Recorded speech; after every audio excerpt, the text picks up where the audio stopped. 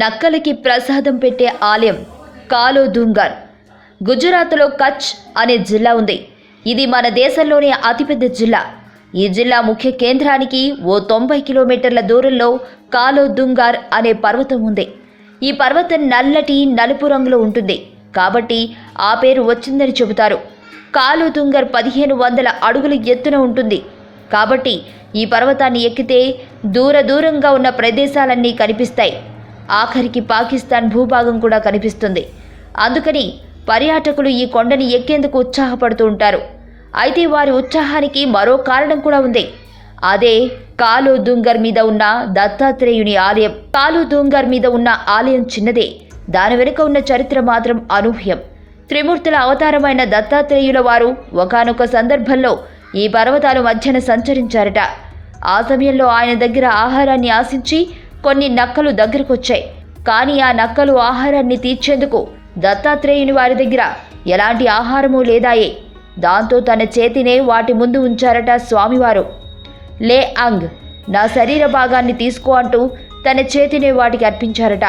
ఒకానొక రాజు దత్తాత్రేయుని దర్శనం కోసం ఘోరమైన తపస్సు చేశాడట. ఆ రాజు తపస్సుని పరీక్షించేందుకు దత్తాత్రేయులు వారు ఒక నక్క రూపంలో రాజు దగ్గరకు చేరుకుని తన ఆకలిని తీర్చమని అడిగాడట. దాంతో ఆ రాజు రుచికరమైన భోజనాన్ని ఆ జీవి ముందు ఉంచాడు. ఇదేనా నీ దానగుణం? మాంసాహారాన్ని ఇష్టపడే నా ముందు ఇలాంటి ఆహారం ఉంచుతావా అంటూ ప్రశ్నించిందట ఆ నక్క.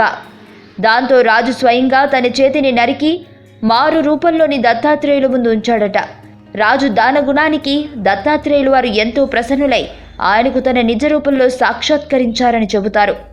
కథ ఏదైతేనేం ఈ ప్రాంతంలో నక్కలు ఆకలిని తీర్చిన ఘటన ఒకటి జరిగి ఉంటుంది. ఆ ఘటన ఆధారంగా గత 400 సంవత్సరాలుగా నక్కలకు ప్రసాదాన్ని అందించే ఆచారము సాగుతోంది. రోజు మధ్యాహ్నము సాయంత్రము ఇక్కడి దత్తాత్రేయ ఆలయంలో ఉన్న పూజారి ఒక అరుగు దగ్గరకు చేరుకుంటారు. అక్కడ ఓ పళ్ళెం మీద కొడుతూ లే ఆంగ్ అని అరుస్తాడు.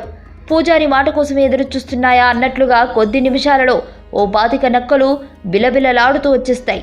అరుగు మీద పూజారి ఉంచిన ప్రసాదాన్ని ఆవురావురమంటూ తింటాయి. చాలా సందర్భాలలో బెల్లంతో చేసిన పరమాన్నాన్నే ప్రసాదంగా పెడుతూ ఉంటారు.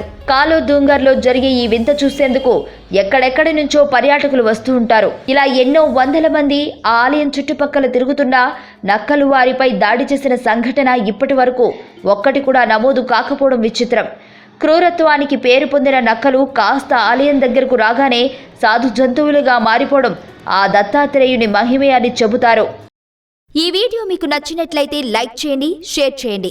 మరిన్ని అప్డేట్స్ కోసం మా ఛానల్ని సబ్స్క్రైబ్ చేయండి.